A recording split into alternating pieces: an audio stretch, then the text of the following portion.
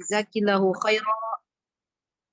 Barakallahu fi hayatiki wa barakallahu fi ilmiki wa ja'alallahu hadzal amali salih fi mizani hasanatik. Amin. Allahumma amin. Bismillahirrahmanirrahim. Assalamualaikum warahmatullahi wabarakatuh. Waalaikumsalam warahmatullahi wabarakatuh. Alhamdulillahilladzi arsala rasulahu bil huda wa dinil haqq liyudhhirahu 'ala ad-din kulli wa kafa billahi shahida. Nashhadu an la ilaha illallah wahdahu la syarika lah wa nashhadu anna Muhammadan 'abduhu wa rasuluh. Sallallahu alaihi wa ala alihi wa ashabihi wa man tabi'ahum bi ihsanin ila yaumiddin. Allahumma inna nas'aluka ilman nafi'an wa rizqan tayyiban wa amalan mutaqabbalan. Allahumma 'allimna ma yanfa'una wanfa'na bima 'allamtana wa zidna ilman tanfa'una bih. Allahumma inna nas'aluka al-huda wat-tuqa wal-'afafa wal-ghina. Rabbana taqabbal minna innaka antas samiul 'alim. وتب علينا إنك أنت التواب الرحيم. رب اشرح لي صدري ويسر لي أمري واحلل عقدة من لساني يفقهوا قولي. Sahabat-sahabatku yang saya cintai karena Allah, alhamdulillah kita bersyukur kepada Allah Subhanahu wa taala atas limpahan nikmat yang telah Allah berikan di kesempatan hari ini.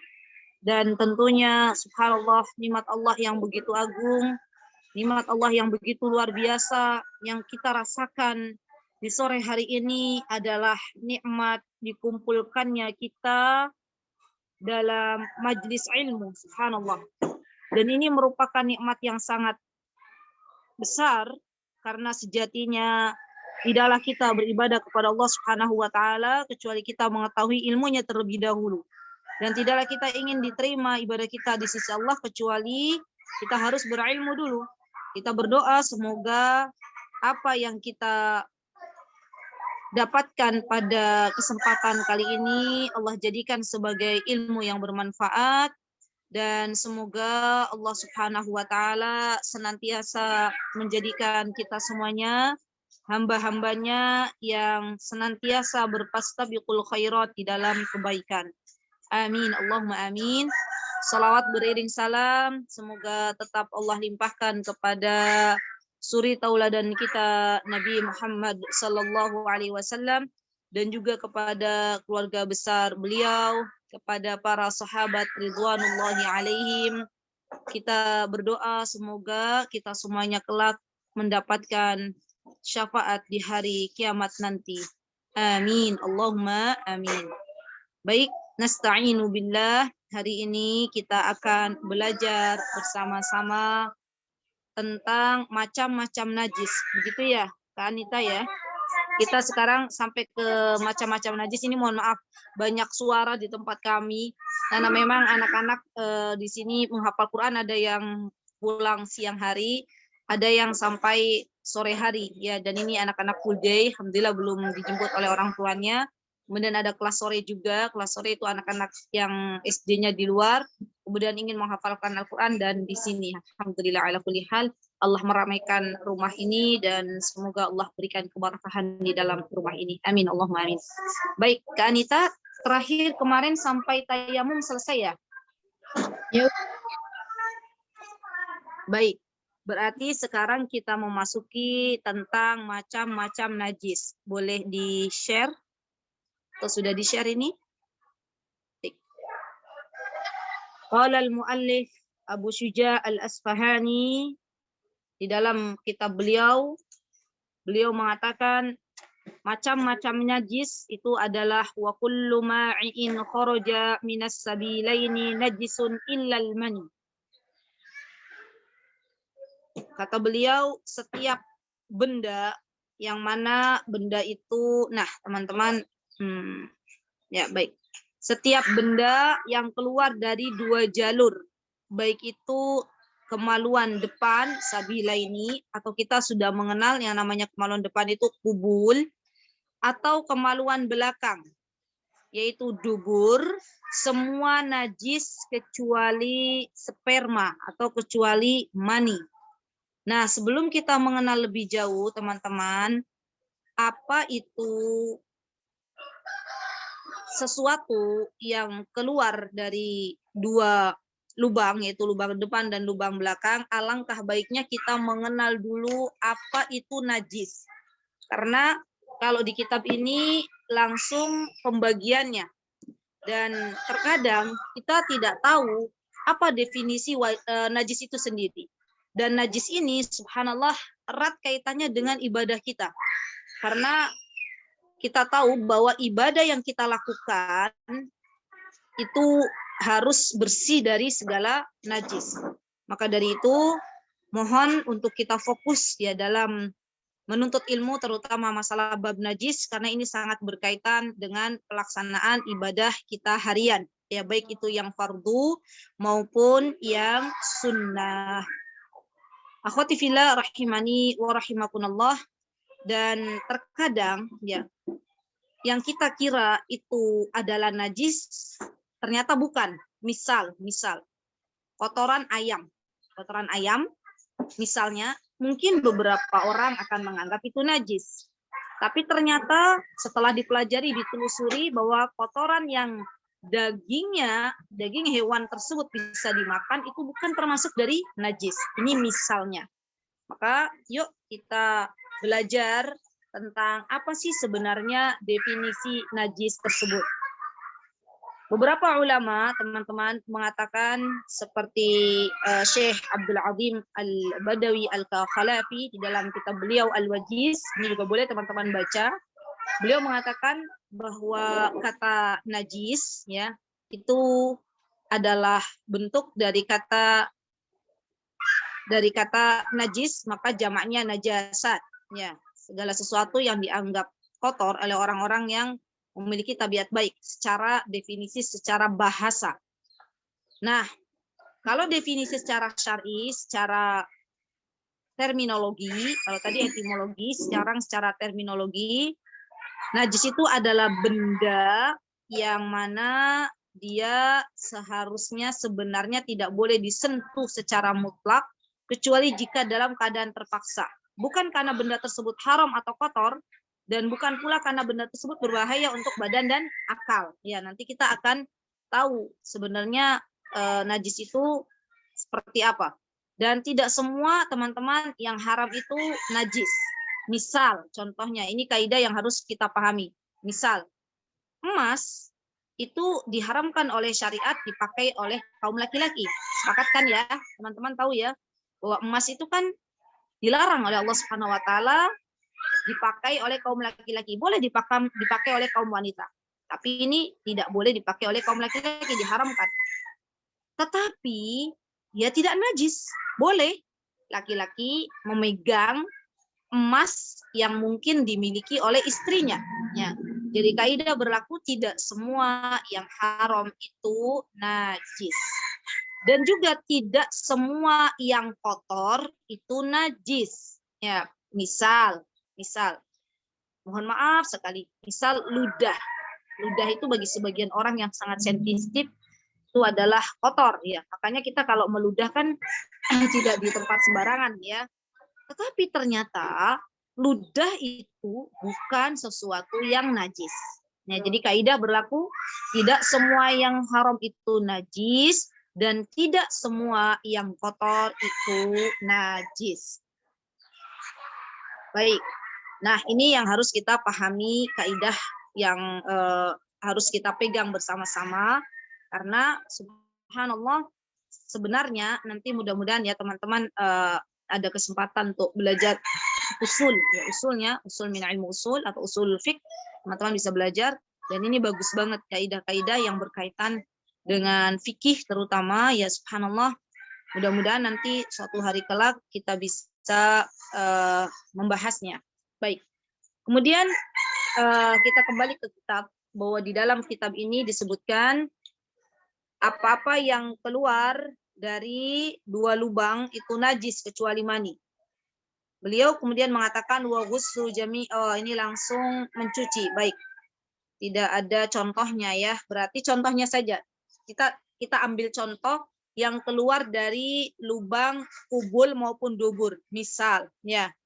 Apa itu macamnya yang biasanya keluar dari lubang kubul, lubang depan? Misalnya adalah air kecil atau air kencing. Ya. Nah, air kencing ini kan sesuatu yang biasanya keluar dari lubang depan.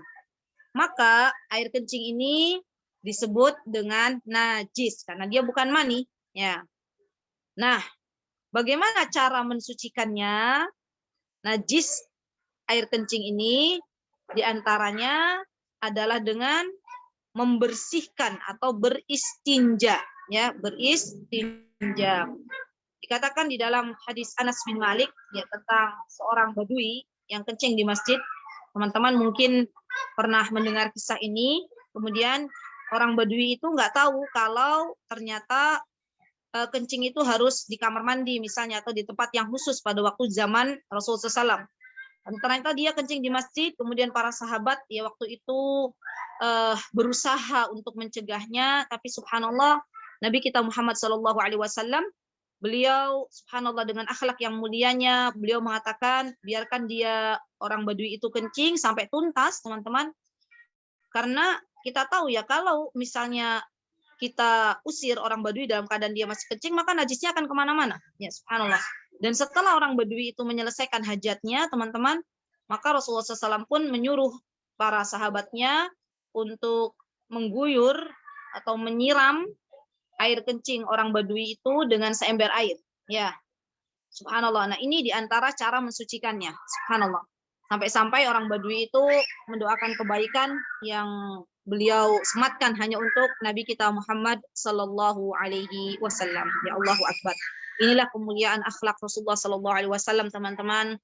Di mana beliau itu subhanallah akhlak beliau sangat-sangat luar biasa ya sampai-sampai kepada orang Badui sekalipun ya, dan kita tahu orang Badui itu berasal dari desa gitu ya, beliau tetap berakhlak bagus ya, masya Allah. Baik, berarti kita sudah tahu najis yang pertama adalah air kencing, ya, air kencingnya manusia. Kalau untuk orang dewasa maka cara mensucikannya adalah dengan disiram sampai najis itu hilang. Nah, kemudian yang selanjutnya masih membahas masalah air kencing, teman-teman, adalah air kencing anak laki-laki dan anak perempuan. Ya. Di sini dikatakan bahwa ini ada nih. Ada hadisnya ya, wa ma'arabiyun fabala fil masjid fatanawaluhun nas wa qala lahumun nabi da'u wa hariqu ala bawlihi sajlan min ma' au danuban min ma' wa innama bu'istum muyassirin wa lam tub'asu mu'assirin. Subhanallah. Ya, ini hadis ini menunjukkan kemuliaan Rasulullah sallallahu alaihi wasallam. Allahu akbar. Baik. Kemudian teman-teman yang kedua adalah air kencing dari anak laki-laki. Coba mungkin ya. Sebelum ghaid. Sebelumnya ada tidak? Sebentar.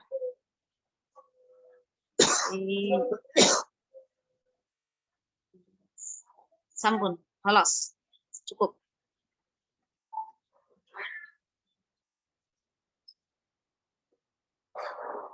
Tidak ada, nggak apa-apa. Baik. Di sini kita akan belajar tentang kencing anak bayi laki-laki yang dia kaidahnya belum makan. Maksudnya belum memakan kecuali ASI, air susu ibu saja. Maka ketika air kencing anak bayi laki-laki ini dia misalnya mengotori pakaian kita, maka apa yang dilakukan? Yang dilakukan kalau dia belum mengkonsumsi makanan selain ASI, teman-teman, cara membersihkan najisnya adalah dengan mempercikan air pada tempat yang terkena air kencing tersebut. Oh iya, saya mau tanya dulu. Kak Anita, di sini ada yang bisa membantu untuk notulen atau menuliskan di chat atau tidak, nggih? Assalamualaikum. Mana tadi Kak Anita? Ada teman-teman yang bisa membantu untuk menuliskan di chat atau terlalu cepat mungkin ya? Email bisa ya? Iya. Yang apa yang mau ditulis Ustazah Afwan? Yang mau ditulis yang saya sampaikan, enggak apa-apa, ringkasannya saja juga enggak apa-apa, agar faidahnya bisa diambil oleh jamaah lain, oleh teman-teman yang lain yang mungkin tidak tidak terkejar ketika harus mencatat, biar dimurojaah kembali. Dan mudah-mudahan itu menjadi ilmu yang bermanfaat. Ya, seperti tadi saya katakan, definisi najis itu apa, kemudian macam-macam najis ya. Yang pertama tadi air kencing manusia. Air kencing manusia terbagi menjadi beberapa bagian. Yang pertama adalah air kencing orang dewasa. Cara membersihkannya adalah menghilangkan najis tersebut sampai dengan mencucinya. Kemudian yang kedua adalah air kencing bayi atau anak laki-laki yang belum mengkonsumsi makanan selain ASI. Maka cara membersihkannya dengan memercikan air pada tempat yang terkena air kencing tersebut, ya, tanpa harus dibasuh. Nah, ini adalah cara membersihkan air kencing anak laki-laki. Kemudian yang ketiga, masalah air kencing, ya, belum poin yang masih membahas masalah air kencing, adalah air kencing anak perempuan. Yang mana beda ternyata, ya, anak perempuan ini cara mensucikannya, najisnya anak kencing anak bayi perempuan, baik itu yang sudah mengkonsumsi makanan ataupun yang belum, ini sama ya. Cara mensucikannya adalah harus dibasuh ya. Subhanallah, karena memang mungkin di antara hikmahnya kalau anak perempuan itu air kencingnya lebih pesing misalnya ya. Dan wallahu taala alam. Yang jelas Rasulullah SAW pernah mewanti-wanti, kata beliau, baulul gulam yandah wa baulul jariyah yaghsil. Jadi baulul gulam itu kencingnya anak laki-laki itu yundah itu dipercikan saja, wa baulul jariyah yughsal itu dicuci. Jadi ini adalah perintah dari Nabi kita Muhammad Sallallahu Alaihi Wasallam. Ya, insya Allah bisa dipahami ya teman-teman, terutama bagi teman-teman yang saat ini memiliki baby, ya. Jadi harus dibedakan antara najis air kencing bayi laki-laki dan air kencing bayi perempuan, ya Masya Allah. Dan tetaplah bersyukur kepada Allah teman-teman, manakala Allah Subhanahu wa taala memberikan kepada kita subhanallah anak-anak ya, karena itu adalah hadiah amanah dari Allah Subhanahu wa taala, insyaallah. Baik. Nah, setelah kita mengetahui jenis-jenis najis, yang pertama yaitu air kencing manusia. Kemudian di sini muallif mengatakan wa ghuslu jami'il abwali wal arwasi wajibun illa baulas sabi alladhi ya'kul at-ta'am fa innahu yathuru bi rasyil ma'i alaihi. Baik, beliau menjelaskan tentang yang kedua yaitu arwas. Ya. Arwas, teman-teman, ini adalah kotoran. Ya, kotoran baik itu kotoran manusia ya, yaitu ketika buang air besar ataupun kotoran hewan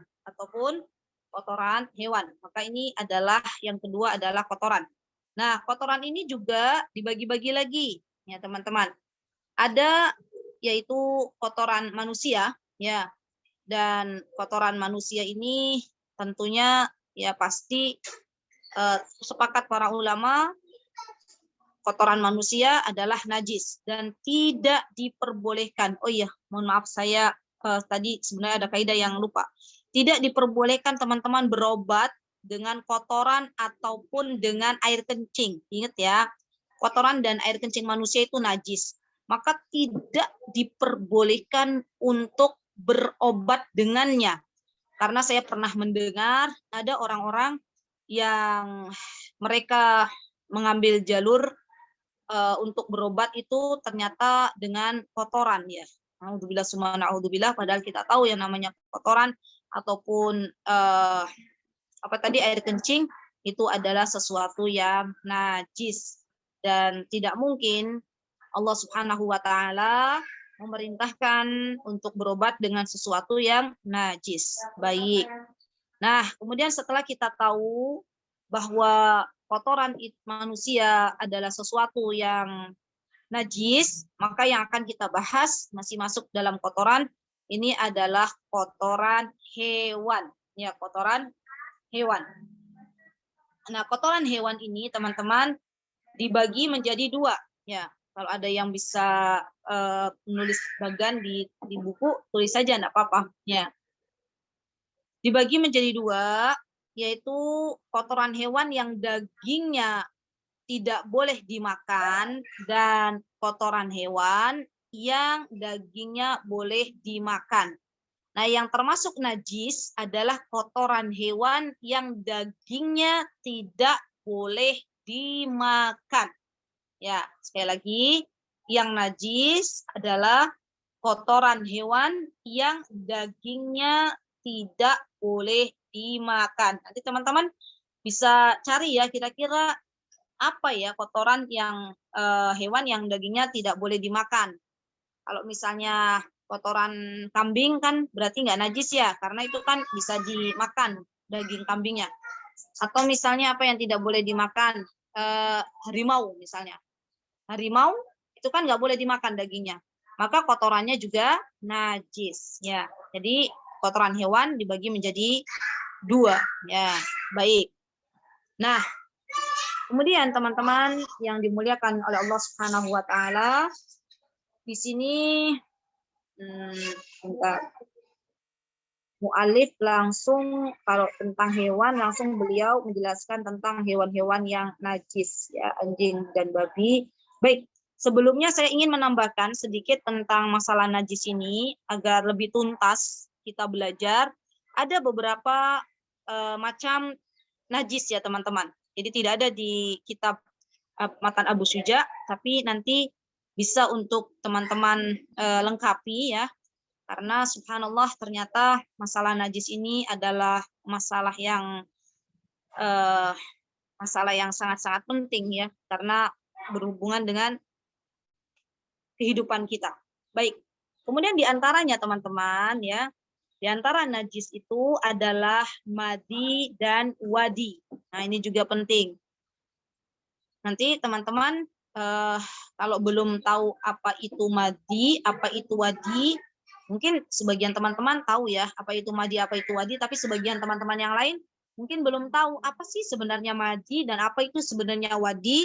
Insya Allah akan saya jelaskan, tapi mohon dengan sangat ketika saya menjelaskan tentang apa itu madi, apa itu wadi, jangan apa ya istilahnya ada yang berkomentar, "Oh, kok jorok banget," gitu ya. Seperti itu kok dijelaskan. Karena kita sekarang sedang belajar fikih dan kita tidak bisa mengetahui apa itu madi, apa itu wadi kecuali harus dijelaskan. Ya, jadi insya Allah saya akan jelaskan sedikit saja, tidak perlu berlama-lama.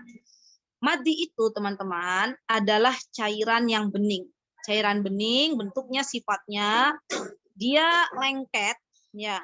Kemudian biasanya keluar, mohon maaf sekali, karena ada dorongan syahwat.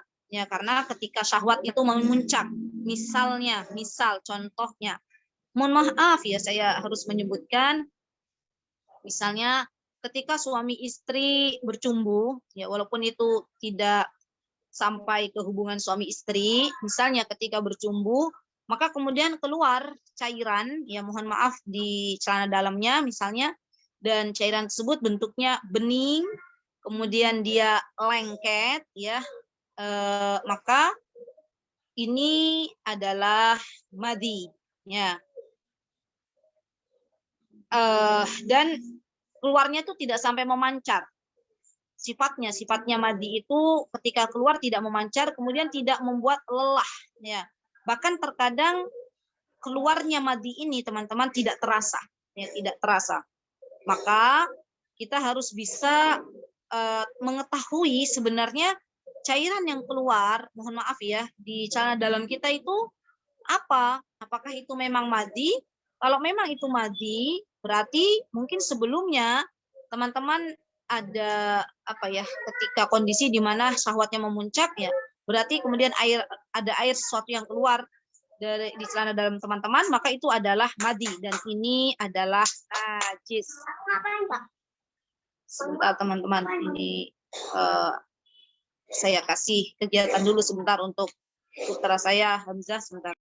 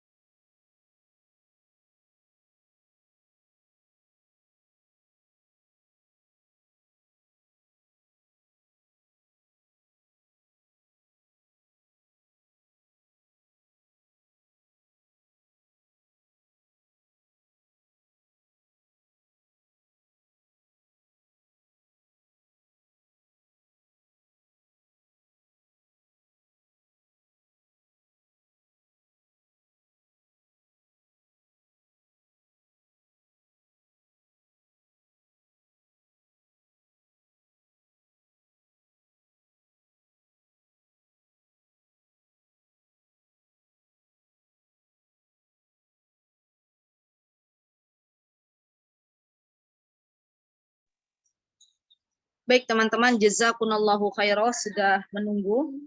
Ya, itu buka terus main sama Mas Hamzah. Alhamdulillahi ala kulli hal. Tadi sampai mana? Sampai madi ya. Madi itu berarti tadi sifatnya teman-teman ya, dia lengket, kemudian ketika memancar, dia keluarnya tidak memancar, dan dia terkadang terasa, terkadang tidak. Kemudian keluar ketika bercumbu misalnya, atau misalnya teman-teman sedang syahwatnya sedang memuncak, maka ini disebut dengan madi. Dan air madi ini teman-teman ternyata terjadi pada kaum laki-laki maupun wanita, subhanallah. Dan biasa terjadi, kata para ulama, ini terhadap kaum wanita. Ya, subhanallah. Dan kalau misalnya ini terjadi, teman-teman, maka itu adalah najis. Dan cara membersihkannya, Rasulullah SAW memerintahkan untuk mencuci kemaluan ya setelah keluarnya madi. Ya, waktu itu Rasulullah SAW ditanya oleh seseorang, ya Rasulullah, ya apa itu madi dan bagaimana mencucikannya? Maka beliau mengatakan, sucikan madi dengan mencuci kemaluannya. Kemudian mungkin kita bisa mengganti celana dalam kita misalnya, kalau memang itu melekat dan kita mau sholat misalnya, tapi tidak, kaidah lagi nih, tolong dicatat baik-baik. Tidak semua kondisi teman-teman, ketika teman-teman mau sholat tuh mohon maaf sekali harus melepas CD. Ya, ini adalah was-was syaiton. Saya pernah mendapati sebuah kaum, ya tidak usah saya sebutkan, di mana di kaum itu para wanitanya terbiasa untuk melepaskan celana dalam di setiap akan sholat.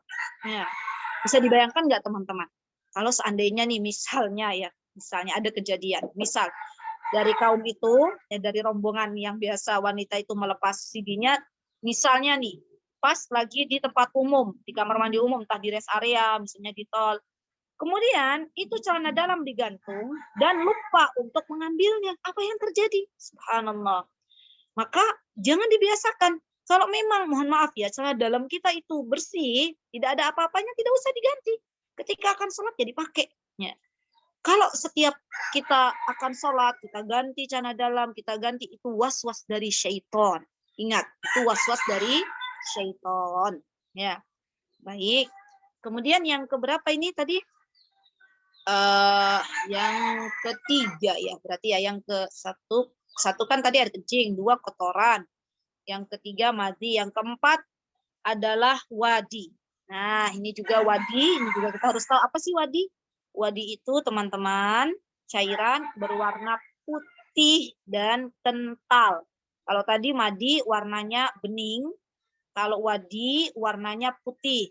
Biasanya keluar setelah buang air kecil. Ya, jadi ada tuh misalnya berwarna putih ya cairan dan biasanya keluar setelah buang air kecil, dan cuma para ulama ya dikatakan di dalam kitab Al-Wajiz bahwa wadi itu adalah najis, dan cara mensucikannya dari najis wadi adalah mencuci kemaluan sampai bersih. Ya, Masya Allah. Baik. Nah, sekarang ada masalah lagi. Kalau misalnya air madi atau air wadi mengenai pakaian kita, ya, apa yang harus dilakukan? Dibersihkan pakaian tersebut, ya. Tadi bisa diganti, kemudian setelah itu sampai hilang, kemudian baru kita pakai kembali. Ya, Insya Allah. Baik, itu adalah benda-benda najis diantaranya ya. Baik. Kemudian di sini, mu'alif tidak menjelaskan. Baik. Kemudian di antara yang najis, teman-teman, adalah darah haid. Ya. Teman-teman untuk bisa bagi jamaah yang membuka mic-nya. Baik, terima kasih. Jazakillahu khairan. Baik, kemudian di antara yang najis, teman-teman, adalah darah haid. Ya, ini juga penting nih bagi kita nih, para kaum wanita yang biasanya setiap bulan terkadang ya atau mungkin ada para wanita yang memang setiap bulan sudah rutin mendapatkan haid atau menstruasi. Nah, ini juga kita harus mengerti sebenarnya darah haid itu najis atau bukan. Maka kita belajar bersama-sama. Darah najis, teman-teman ketahuilah darah najis. Darah haid sampai darah najis sebenarnya. Darah haid itu adalah najis. Ya, dikatakan di dalam Sahihain, kita di dalam Sahihain itu berarti Bukhari dan Muslim. Asma, putrinya Abu Bakar As-Siddiq, beliau pernah berkata, kata beliau, seorang wanita mendatangi Nabi kita Muhammad SAW. Kemudian bertanya, ya Rasulullah, pakaian salah seorang dari kami terkena darah haid. Apa yang mesti dilakukan? Maka Rasulullah SAW mengatakan, keriklah dengan ujung jari, gosok, jadi kerik. Kemudian sambil menyiramkan ya darah tersebut dengan air. Setelah itu dijemur, pastinya ya masa basah-basah dipakai. Kemudian setelah itu baru bisa dipakai untuk sholat. Nah, perintah mencuci pakaian ini berarti menunjukkan bahwa darah haid adalah najis. Ya, Masya Allah. Baik, kita sudah belajar tentang darah haid bagi kaum wanita. Termasuk berarti di dalamnya darah nifas, ya, karena biasanya nifas sama haid itu berhubungan erat ya. Darah nifas juga sama adalah najis. Baik. Kemudian yang keberapa ini? Sebentar saya lihat. Cek. Wadi sudah tadi. Keenam, Ustaz. Oh ya, keenam. Baik. Yang keenam adalah air liur anjing. Kita selesaikan dulu ya. Air liur anjing. Dan di sini mu'alif mengatakan tentang air liur anjing. Nah, air liur anjing itu adalah najis. Ya, air liur anjing adalah najis. Nah, teman-teman, apa yang menyatakan bahwa air liur anjing itu najis? Rasulullah SAW mengatakan dan memerintahkan kepada kita, tuhur ina ahadikum idza walagha fihil kalbu an yaghsilahu sab'a marrat ulahunna bit-turab. Cara membersihkan bejana atau tempat yang dia terkena air liur anjing, teman-teman, maka diantaranya adalah mensucikan 7 kali. Dan salah satunya dicuci dengan tanah. Dari hadis ini kita tahu ya bahwa air liur anjing adalah najis. Nah, baik. Kemudian termasuk di dalamnya disebutkan ya bahwa subhanallah teman-teman, ketika kita tahu air liur anjing itu najis, Maka para ulama berbeda pendapat. Sebentar, coba teman-teman lihat di screen. Karena ini ada beda pendapat antara Abu Syuja Al-Asfahani dengan yang lainnya. Sebentar. Coba Kak, ke atas Kak. Bejana yang di... Bukan. Ke atas lagi. 11. Ke atas lagi.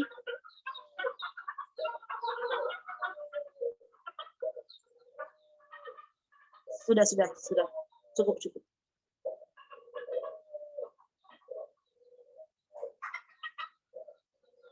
Baik.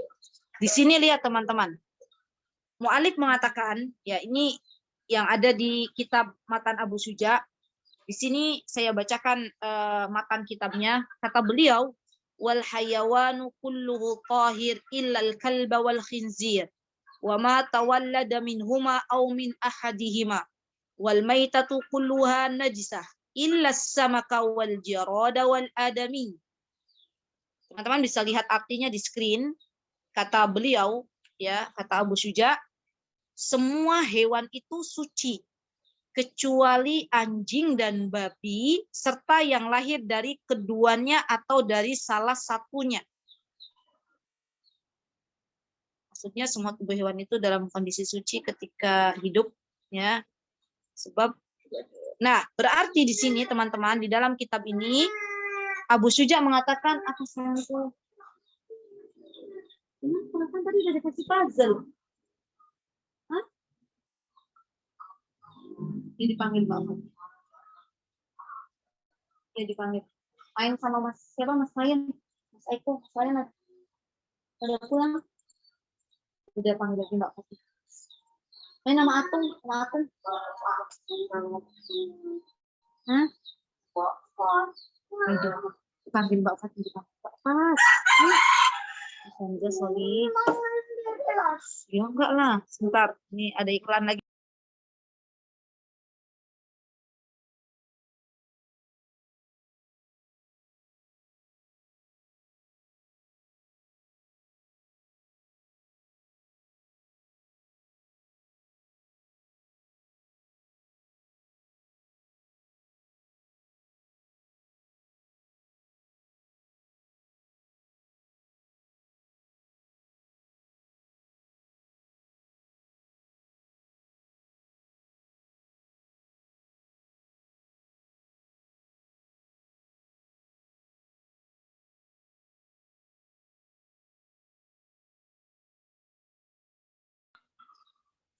Baik.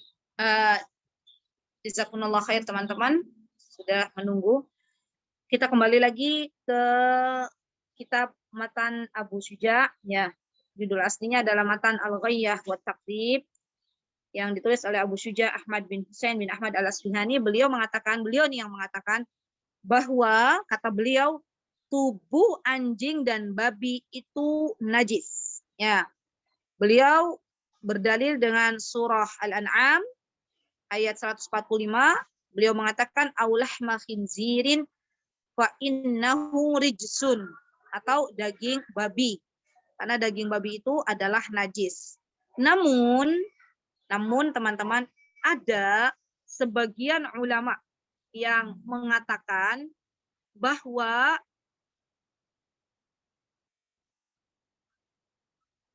anjing dan babi itu, anjing terutama ya, jadi badannya dan bulunya kecuali mulut, maka hukumnya suci. Ini berdasarkan sebuah hadis ya secara mu'allaq, dan Abu Dawud meriwayatkannya secara mausul dengan sanad yang sahih dari Ibnu Umar radhiyallahu anhuma. Beliau berkata, di zaman Rasulullah SAW, ya aku pernah tidur di masjid. Dan ketika itu anjing keluar masuk masjid dan para sahabat tidak menyiram bekas-bekasnya. Hanya saja para sahabat menyiram bekas tempat duduk anjing tersebut karena ditakutkan anjingnya menjilat-jilat lantainya ya. Berdasarkan hadis yang diriwayatkan oleh Maimunah bahwa beliau juga mengatakan di rumahku dulu ada anak anjing, maka Nabi mengeluarkannya, kemudian beliau memercikan air pada bekas tempat anak anjing tersebut duduk. Artinya, ya menurut sebagian ulama mereka mengatakan bahwa yang namanya anjing itu badannya tidak najis. Yang najis adalah mulutnya. Tapi kalau kita merujuk kepada kitab Abu Syuja, matan Abu Syuja ini, maka yang namanya anjing dan babi itu adalah najis. Ya, wallahu taala a'lam. Baik. Nah, kemudian di antara benda yang najis, di antara bendanya juga di sini dikatakan ada apa di sini? Bangkai. Ya, bangkai itu najis.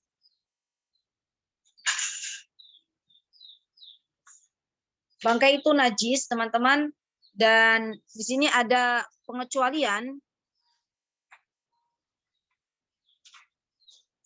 Pengecualian adalah bangkainya ikan dan belalang. Ya, apa kata Ibnu Umar? Ya, beliau berkata bahwa Rasulullah SAW bersabda, "Uhillat lana maitatan wa daman, wa ammal maitatan fal hutu wal jarad, wa ammad daman fal kabidu wat tahal." Rasulullah mengatakan dihalalkan bagi kita dua bangkai. Yang pertama adalah bangkai ikan, yang kedua adalah bangkai belalang. Kemudian dihalalkan juga bagi kita itu darah, ya. Yang pertama adalah hati, yang kedua adalah tahal, adalah limpa, ya. Jadi bangkai adalah najis, ya. Jadi semua hewan yang mati, ya, yang mati secara wajar tanpa disembelih dengan cara yang disyariatkan, itu hukumnya najis menurut ijma ulama. Sorry. Ini mohon maaf kalau sore ini banyak iklannya, banyak gangguannya. Oh iya, saya akan menawarkan Kak Anita nanti untuk mungkin bisa dimusyawarahkan bagi teman-teman Sangatta. Kalau misalnya kajiannya Jumat pagi misalnya, monggo apakah berkenan atau tidak, karena saya biasanya kalau pagi itu lebih fokus ya, anak-anak terutama Hamzah masih masih tidur dan subhanallah ya Hamzah. Dan Jumat itu kosong. Dulu ada dari Surabaya mengaji, sekarang sudah digeser di hari Rabu pagi. Ya monggo bisa dimusyawarahkan. Kasih makan ayam, kasih makan entoknya cepet sama Atung. Nggak mau. Sali. Nah. Masya Allah, Sali.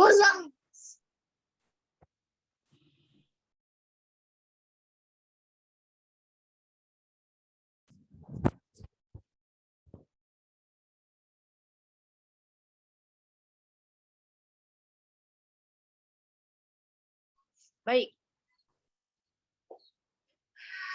Alhamdulillah. Baik, tadi ada beberapa bangkai yang diperbolehkan ya, yaitu ikan dan belalang. Maka itu bangkainya adalah suci. Ya, bisa dibayangkan nggak teman-teman? Dan ini kebaikan dari Allah ya, subhanallah. Kalau bangkai ikan itu tidak bisa dimakan atau bangkai ikan itu najis, bagaimana cara nelayan ya memperoleh ikan? Dan dalam keadaan misalnya sudah sampai daratan, tiba-tiba ikannya mati misalnya, berarti itu kan kalau misalnya itu tidak boleh dimakan, berarti nggak boleh dimakan. Tapi subhanallah dengan kebaikan Allah, Allah memperbolehkan kita untuk memakan bangkai binatang. Termasuk juga belalang. Ya, belalang juga itu teman-teman subhanallah boleh dimakan dan bukan larangan untuk bisa kita makan. Karena bukan najis juga ya subhanallah bangkainya. Dan boleh kita makan. Saya sering menemukan orang-orang jualan belalang itu sudah kondisinya sudah matang di daerah Gunung Kidul. Ya, mungkin teman-teman orang Yogyakarta paham ya, pernah makan daging belalang, bangkainya belalang itu, dan tidak semua bisa makan ya, ada yang tidak bisa makan bangkai belalang. Baik. Nah, kemudian apa saja sesuatu yang najis, teman-teman? Di antaranya di sini mu'alif mengatakan khomer. Ya, khomer itu juga najis.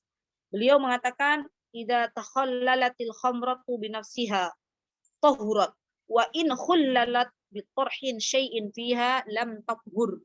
Ya. Beliau mengatakan khamr, arak itu berubah ya. Ketika dia berubah menjadi cuka dengan sendirinya maka suci. Jika berubahnya dengan memasukkan sesuatu maka dia disebut dengan najis, ya. Subhanallah, ini adalah sesuatu yang kita harus tahu, ya. Subhanallah, dan kita memohon kepada Allah Subhanahu wa taala agar kita dijaga oleh Allah Subhanahu wa taala dan anak cucu kita dari yang namanya meminum khamr, ya. Karena khamr ini tidak boleh untuk diminum di dunia, tapi nanti para ahlu surga, ya, orang-orang yang dimasukkan oleh Allah Subhanahu wa taala ke dalam surganya, maka di sana disediakan khamr. Tapi bedanya khamr di sana adalah khamr yang tidak memabukkan, ya. Subhanallah, khamr yang tidak memabukkan, tidak seperti khamr yang ada di dunia yang dia bisa memabukkan, dan kalau sudah terjadi memabukkan berarti itu terjadi sebuah kerusakan di muka bumi ini, ya. Masya Allah. Baik, setelah kita tahu bahwa khamr itu adalah najis, maka mu'allif di sini menyatakan, ya, bahwa ada najis yang dimaafkan, ya. Apa kata beliau? Wala yu'fa an syai'in minan najasati illa al-yasir minad dami wal qayh. Wa ma la nafsa lahu sa'ilah idza waqa'a fil ina'i wa mata fihi fa innahu la yunajjisu. Ini kaidah, ya, teman-teman. Kata beliau, tidak ada najis, ya, bagi apapun, tidak dianggap najis, ya. Contoh misalnya setetes darah dan nanah, ya. Seperti misalnya darah dari binatang yang kecil. Contohnya misalnya apa? Darah nyamuk, gitu, ya. Darah nyamuk, ya, itu ada. Ini juga sebenarnya berbeda pendapat para ulama, ada yang mengatakan najis, ada yang mengatakan tidak najis. Dan qaulur rajih, ya, kaul yang kuat adalah tidak najis, ya. Wallahu taala alam. Jadi karena mereka mengatakan bahwa seperti semut atau seperti ada darahnya itu yang dia tidak mengalir, lalat, ya, lebah, atau misalnya apalagi hewan-hewan kecil yang darahnya tidak mengalir, maka itu tidak najis, ya. Bahkan bangkainya juga tidak najis, walaupun itu tidak bisa dimakan. Kan kita nggak boleh makan lalat, ya. Kita juga nggak boleh kan makan semut, ya. Kita juga nggak boleh makan makan nyamuk, gitu, ya. Benda-benda kecil seperti itu, bangkai dan darahnya tidak najis, ya. Wallahu taala a'lam. Dan ini adalah sebuah kaidah, ya, ijtihad para ulama, insyaallah. Baik, atau misalnya di sini mu'alif mengatakan wa ma la nafsa lahu sa'ilah, apabila binatang tersebut jatuh ke dalam bejana maka ia tidak membuatnya najis. Ya. Jadi seperti binatang lalat, teman-teman. Kalau dia jatuh ke sebuah tempat minum misalnya, ya kan? Rasulullah SAW kan tidak mengatakan bahwa air minum itu tidak boleh diminum. Kan kita pernah dengar hadis Rasulullah SAW ketika beliau mengatakan idza waqa'ad dzubab fi ina'i ahadikum, jika lalat itu jatuh ke dalam suatu bejana, ke dalam air minum kita, ya, di antara kalian, kata Rasulullah, maka tenggelamkan, ya, pertama tenggelamkan salah satu sayapnya, ya, tenggelamkan salah satu sayapnya atau tenggelamkan semuanya ke dalam air. Kemudian karena di salah satu sayapnya itu terdapat, ya, penyakit, dan pada sayap yang lain terdapat penawar. Jadi memang subhanallah, ini adalah ajaran dari Rasulullah Shallallahu Alaihi Wasallam. Tapi mungkin tidak semua dari kita bisa meminum air tersebut, ya. Wallahu taala alam. Beliau telah mengatakan begitu, ya. Jadi menenggelamkan seluruhnya. Kemudian setelah itu lalatnya dibuang dan boleh diminum airnya. Rasulullah SAW tidak mengatakan bahwa air tersebut adalah najis. Wallahu ta'ala a'lam. Baik.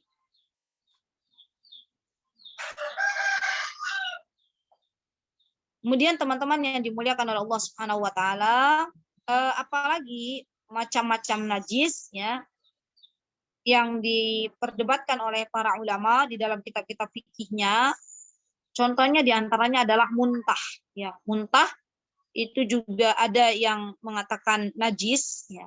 Ada yang mengatakan suci. Wallahu ta'ala alam. Jadi ini perkara-perkara yang para ulama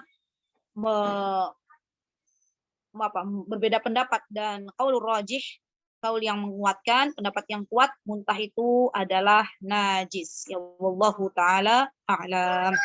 Jadi untuk kehati-hatian, kalau kita mau mengambil yang lebih baik, ya, maka kita ambil yang yang lebih kuat, ya, yaitu bahwa muntah atau torh itu qaih itu adalah najis, ya. Baik. Kemudian akhwati fillah rahimani wa rahimakumullah, setelah kita tahu bahwa macam-macam najis, ya, itu apa saja, maka yang perlu kita ketahui juga adalah apabila misalnya, nah ini dia, ada najis yang menempel di sandal kita, maka bagaimana cara membersihkannya? Najis yang menempel di sandal, cara membersihkannya adalah dengan menggosokkan di debu, ya, atau di tanah, maka najis itu akan hilang. Atau ketika najis itu mengenai lantai atau karpet, teman-teman, cara membersihkannya adalah dengan membuang kotoran, kemudian bekasnya disiram dengan air hingga bersih, ya. Ini juga perlu kita ketahui karena kan kita seorang ibu yang biasanya sibuk membersihkan rumah, ya, Masya Allah, Tabarakallah Rahman. Semoga teman-teman apa yang kita lakukan dari bebersih rumah itu dihitung pahala di sisi Allah, dan mudah-mudahan, ya Allah, Rasulnya dan suami kita semuanya ridho terhadap kita. Kemudian Allah memasukkan kita semuanya ke dalam surganya Allah Subhanahu wa Ta'ala. Jadi janganlah bersedih ketika mungkin setiap hari rutinitas kita itu adalah kasur, apalagi dapur, ya. Kemudian satu lagi sumur. Maka jangan bersedih karena subhanallah aktivitas itulah yang akan membawa para wanita muslimah ke dalam surganya Allah Subhanahu wa Ta'ala. Katakan alhamdulillah, Allah telah memberikan kepada kita kesempatan untuk bisa memperhatikan anak-anak kita, untuk memperhatikan rumah kita, sehingga suami kita pun betah tinggal di rumah, ya. Dan kalau suami sudah betah tinggal di rumah, sudah ridho, maka subhanallah, busyra, kabar gembira bagi siapapun dari istri solihah. Jikalau kita sudah benar-benar mentaati suami kita, maka surga menjadi tempat tinggal kita kelak. Semoga Allah Subhanahu wa Ta'ala menjadikan kita semuanya calon-calon penghuni surganya Allah Subhanahu wa Ta'ala. Amin. Allahumma amin. Baik. Oh iya, sama ini ya. Saya ingin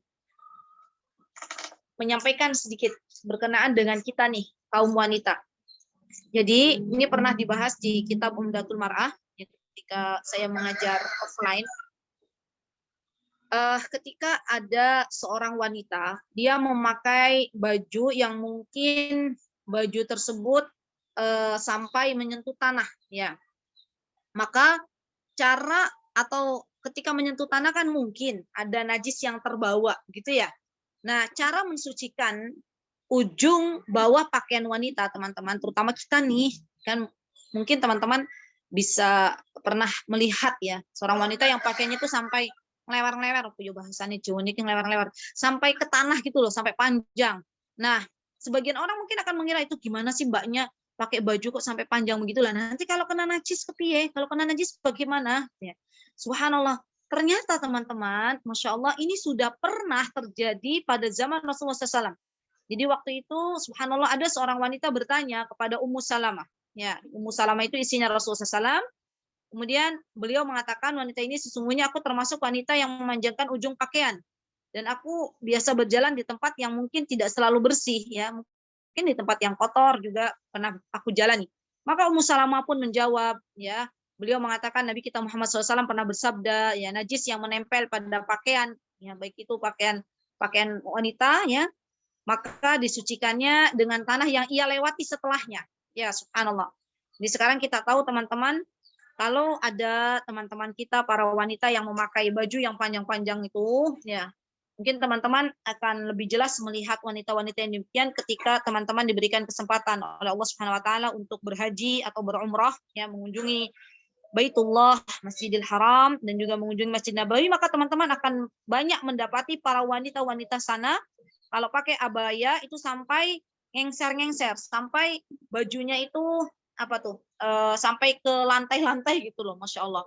Dan itu sebenarnya tidak menjadi sebuah masalah ketika bajunya terkena najis, karena cara membersihkannya adalah dengan cara mensucikannya adalah tanah yang ia lewati setelahnya.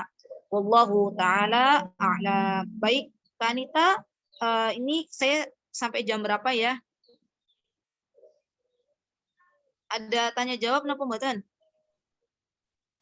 Baik, ini sudah alhamdulillah sudah jam 5.37 ya. Mungkin Dan empat antum sudah mau maghrib ya? ya di sini mau maghrib Ustazah.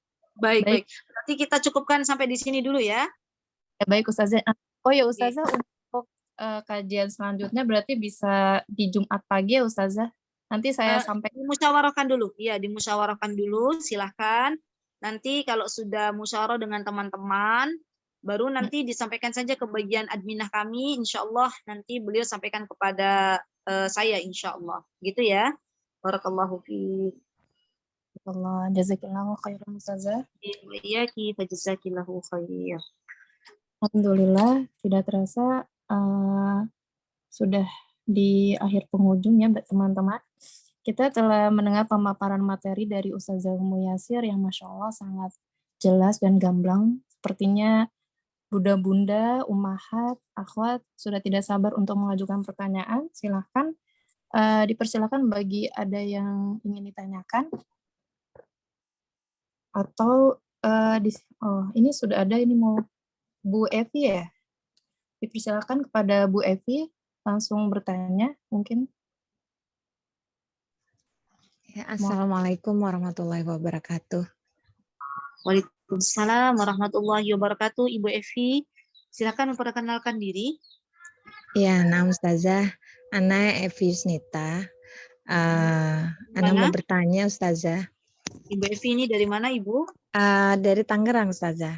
Masya Allah, alhamdulillah. Baik, silahkan. Ini afwan ya Ustazah. Kalau misalnya setelah kita buang air kecil, seperti tadi Ustazah bilang wadi, tapi ini terkadang pada saat bukan persis habis buang air kecilnya, jadi sudah selesai, karena Ana selalu ganti celana dalam setiap mau sholat, karena memang sering BAK itu, jadi harus ganti gitu, seringannya seperti itu. Nah itu pas lagi sholat seperti kayak keluar dari, mohon maaf ya Ustazah, kayak keluar dari lubang kencing itu, kayak entah air, entah udara, jadi kayak pes gitu, kayak gitu. Itu apa yang harus dilakukan? Apakah termasuk was-was atau tidak Ustazah? Karena khawatir was-was, jadi pas ngelihatnya setelah sholat, pas dilihat tidak ada basah sama sekali. Apakah itu termasuk harus diulang sholatnya kah atau bagaimana Ustazah? Itu aja Ustazah. Ya, terima kasih Ibu Evi, barakallahu fiik. Wabarakallahu fiik Ustazah. Ibu Evi yang saya cintai karena Allah, pertanyaan yang bagus, Masya Allah, dan ini tidak semua diri kita mengalami ya, karena kondisi-kondisi seperti ini nih, subhanallah, setiap wanita itu berbeda. Ada kalanya, subhanallah, wanita-wanita yang subhanallah Allah berikan itu ya tidak cepat keluar air kencing ya. Ada pun yang subhanallah wanita-wanita yang dia tidak bisa menahan lama kencingnya ya. Dan yang pasti apapun kondisi kita pada hari ini, kita syukuri dulu, alhamdulillah. Kemudian kalau tadi saya dengar dari pemaparan Ibu Evi, ya berkenaan dengan pertanyaan Ibu Evi, Ibu Evi mengatakan bahwa beliau merasakan ketika akan sholat itu ada sesuatu yang keluar, ya, entah itu air ataupun angin. Tapi ternyata setelah beliau selesai sholat, dilihat celana dalamnya aman-aman saja, ya, tidak ada air, sedikit pun dan masih bersih. Ya. Nah, kalau demikian kembali lagi, kalau tadi seperti ada yang keluar, maka pastikan kalau memang itu benar-benar, mohon maaf ya, angin atau kentut, pastikan kentut ini dua, ya, keadaannya disebut dengan kentut apabila misalnya ada suara, ya, suara kentut, atau ada ada sesuatu yang keluar, tidak ada suaranya tapi tercium baunya, ya, tercium baunya. Maka ini disebut dengan kentut. Tapi kalau misalnya kedua hal ini tidak ditemukan oleh ibu di dalam salat, maka tidak perlu membatalkan salat dan tidak perlu mengulanginya lagi kalau itu diketahui bahwa celana dalamnya aman-aman saja. Karena ini pernah kita bahas di pertemuan kemarin ya, Rasulullah SAW ketika beliau ditanya oleh seorang laki-laki dan menceritakan keadaan beliau ketika sholat, ya, bahwa ada sesuatu yang keluar tapi sepertinya itu bukan kentut juga, maka Rasulullah SAW mengatakan kalau kamu tidak mendengar suaranya atau tidak mencium baunya, maka falayan sorry, jangan kau tinggalkan sholat tersebut, tetap sholat. Ya. Jadi kaidah ini harus kita laksanakan, ya, karena ini kaidah yang bagus dari Rasulullah SAW. Kecuali kalau misalnya nih teman-teman ya, teman-teman ketika sholat itu seperti ada subhanallah wanita-wanita yang kalau batuk saja, batuk itu mohon maaf ya ada seperti cairan gitu ya keluar, dan nanti teman-teman kalau sampai teman-teman mengalami hal ini ya di luar sholat misalnya, maka teman-teman bersegera untuk melihat dan dicium, tidak apa-apa, ini bau apa ya, oh ini ternyata air kencing, nah, sudah berarti itu najis, harus ganti ya, dan harus dicuci kemaluannya. Nah, tapi kalau misalnya ternyata tidak ada apa-apa, baik-baik saja, berarti itu bukan sesuatu yang perlu kita batalkan di dalam salat. Jadi kita itu sebenarnya jadi wanita itu harus peka, teman-teman. Jangan cuek banget ke cairan-cairan yang memang keluar dari farji kita. Ya, dan kita harus tahu, harus mengilmui apa itu haid, apa itu istihadah, apa itu wadi, apa itu mani, apa itu air kencing, apa itu madi, karena subhanallah hukumnya berbeda-beda. Hukumnya berbeda-beda dan cara mensucikannya juga berbeda-beda. Wallahu taala a'lam. Baik, saya kembalikan kepada Kak Anita. Kak Anita, kalau seandainya di tempatnya Kak Anita sudah mau menjelang maghrib, enggak apa-apa. Kita akhiri saja, Kak. Kasihan, nanti kan bersiap-siap mungkin mau menyiapkan baju untuk suaminya ke masjid atau menyiapkan minyak wangi untuk suaminya ke masjid. Masya Allah. Baik, silakan Kak Anita. Alhamdulillah, syukran jazakillahu khairan Ustazah atas jawabannya. Kita lanjut ke pertanyaan selanjutnya. Di sini sudah ada yang resen kembali, Bu Zahra, dipersilakan. Bismillahirrahmanirrahim. Assalamualaikum warahmatullahi wabarakatuh.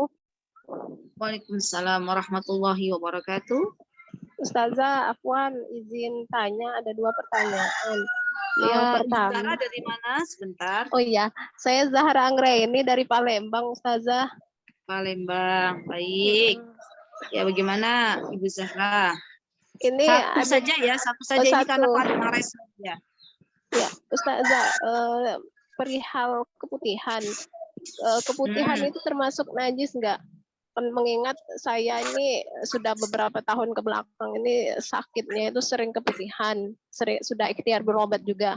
Nah, terjadi masalah ketika sholat, ketika hendak sholat itu sudah dibersihkan dan sudah diganti juga celana dalamnya. Nah, pas sholat itu terasa kayak ada yang keluar. Nah, setelah sholat itu diperiksa memang iya keluar kayak gitu.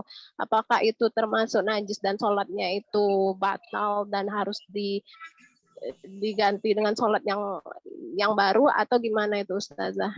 Saja. Terima kasih. Baik Ibu, jazakillahu khair atas pertanyaannya.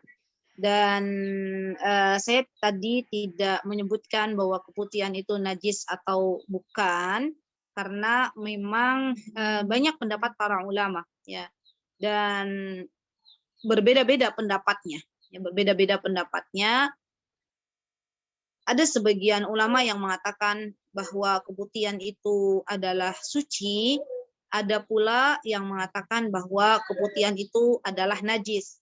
Maka dari itu tadi saya memang sengaja tidak menyampaikan pada forum kali ini dan bukan mengatakan keputihan itu adalah mutlak najis. Ya, jadi subhanallah, karena memang ada perbedaan pendapat ulama, ya, yang mengatakan bahwa keputihan itu tidak najis.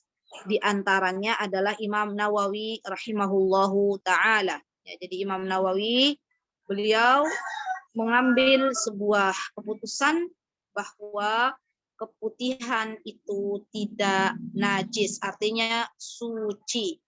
Bahkan salah satu pendapat dari Imam Syafi'i, ya, yang mana dikuatkan pendapat ini oleh Imam Nawawi, juga menyebutkan bahwa keputihan ini bukan najis tapi suci. Ya, kalau teman-teman membaca kitab-kitabnya Syekh Utsaimin, maka Syekh Utsaimin juga mengatakan dan beliau memilih bahwa keputihan ini juga suci. Ya, jadi subhanallah teman-teman, keputihan itu tidak selamanya najis karena memang ada beberapa ulama yang menyatakan bahwa keputihan ini adalah suci. Mereka mengatakan bahwa sesungguhnya cairan, ya, cairan yang keluar itu bukan dari apa, kalau yang mengatakan suci itu ada yang mengatakan bahwa cairan yang keluar dari keputihan itu dikatakan tidak najis karena keputihan itu keluar dari kemaluan wanita yang mana di sini tidak disifati dengan najis, ya. Jadi beliau, para ulama mengambil sebuah ijtihad, dan para ulama kalau mereka beristihad teman-teman kemudian salah pun mereka tidak berdosa, ya subhanallah, karena memang mereka bisa mengambil ijtihad tersebut, ya masya Allah. Nah, kemudian ada juga, oh ya, yang mengatakan bahwa keputihan ini suci ada dari hadis ibunda kita Aisyah radhiyallahu anha ketika Rasulullah SAW beliau mengeluarkan sebuah cairan pada bajunya, maka kemudian Aisyah pun mengeriknya, ya, mengerik, dan Aisyah waktu itu mengatakan bahwa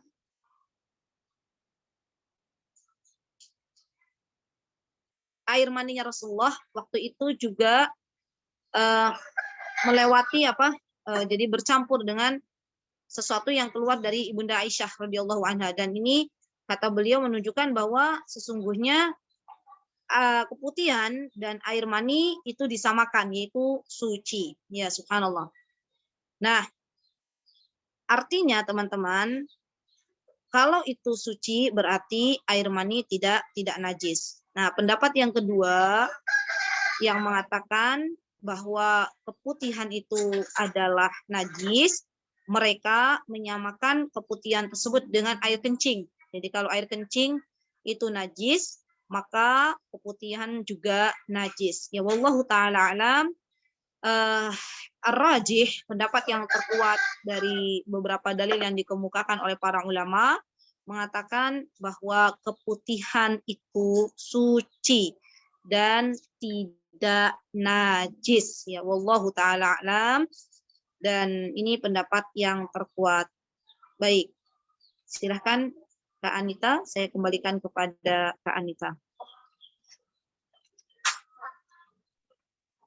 Baik Ustazah, Allahu khairan atas jawabannya.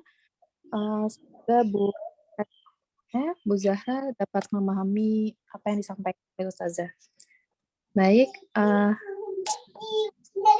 mungkin sampai sini saja. Ada yang mau bertanya lagi? Kita cukupkan saja. Iya. Boleh satu bertanya? Boleh, silakan. Bu siapa ya? Umu Alia dari Tenggarong. Ya baik, silakan. Bismillah, Baik, assalamualaikum Ustazah. Waalaikumsalam warahmatullahi wabarakatuh. Iya. Ya, Saya mau bertanya tentang khamar ya, khamar itu maksudnya alkohol ya Ustazah. Oh Nah, iya. yang ingin saya tanyakan adalah tentang parfum. Jadi maksudnya kalau kita memakai parfum yang ada kandungan alkoholnya, apakah itu bisa untuk sholat? Maksudnya kan tadi kamar itu najis ya, maksudnya itu gimana? Apakah itu bisa buat sholat atau gimana? Baik.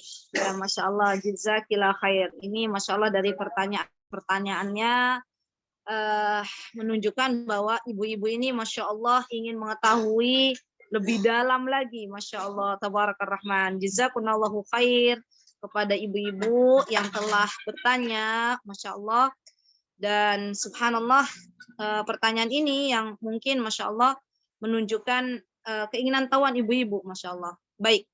Nah, saya ingin menjelaskan sedikit ya tentang parfum. Apakah parfum yang beralkohol itu langsung kita katakan sebagai apa tadi benda najis, dan kalau benda najis artinya tidak bisa kita pakai untuk sholat, atau seperti apa misalnya? Ya, baik. Para ulama, teman-teman menjelaskan bahwa alkohol yang terdapat dalam campuran parfum, ya kan biasanya kalau parfum itu kan ada dua ya, ada yang murni parfum, ada yang dia sudah tercampur dengan alkohol. Maka alkohol yang tercampur dalam parfum itu dikatakan oleh ulama bahwa itu bukan termasuk khamr. Karena khamr itu sendiri disebutkan oleh Rasulullah SAW, khamr itu kullu muskirin khamrun. Setiap yang memabukkan adalah khamr. Wa kullu muskirin haramun. Dan setiap yang memabukkan pastilah haram. Jadi pengharaman khamr ini teman-teman karena sesuatu yang memabukkan. Ilahnya itu larangannya kenapa diharamkan? Karena khamr ini memabukkan, dan kalau sudah memabukkan artinya akalnya tertutupi, tidak bisa lagi berpikir secara jernih. Nah, kalau sekarang kita kembali lagi, apakah orang yang memakai parfum kemudian dia menjadi mabuk? Tentunya tidak, ya kan? Maka dari itu para ulama menjelaskan dibolehkannya menggunakan parfum yang mengandung alkohol. Dan kita tahu teman-teman ya bahwa alkohol yang ada di dalam parfum itu bukan alkohol yang murni, dia sudah sebutannya sudah sebagai etanol gitu ya. Atau mungkin ada juga kalau para ya pelaku biasa bisnis parfum itu biasanya juga mereka menggunakan pelarut ya untuk melarutkan biang parfumnya itu ya. Jadi etanol atau apa namanya tadi apa pelarut, zat pelarut itu tidak mesti najis. Seperti misalnya nih teman-teman, kita kan pernah kemarin ya pas pandemi itu seperti apa Kak namanya hand sanitizer ya, hand sanitizer itu kan juga mengandung alkohol ya. Nah, alkohol di sini maksudnya adalah etanol. Maka hal tersebut tidak kemudian ketika kita setelah kita cuci tangan ya dengan hand sanitizer artinya kemudian kita mensucikan diri misalnya. Tidak ya. Karena parfum itu yang terdapat dalam parfum alkoholnya bukan termasuk dari khamr. Wallahu taala a'lam. Ya, Kak Anita, saya izin pamit. Ini sepertinya Hamzah sudah tidak bisa dikondisikan, sudah kita beri mainan puzzle dan lain sebagainya, tapi ternyata dia maunya sama Umi ya. Insyaallah barakallahu fiik. Saya izin pamit duluan, nggih. Assalamualaikum warahmatullahi wabarakatuh. Waalaikumsalam. Waalaikumsalam warahmatullahi wabarakatuh. Jazakallahu khair Ustazah. Alhamdulillah kita tidak terasa waktu sudah berakhir untuk kajian kali ini, waktu sudah berakhir juga. Semoga materi yang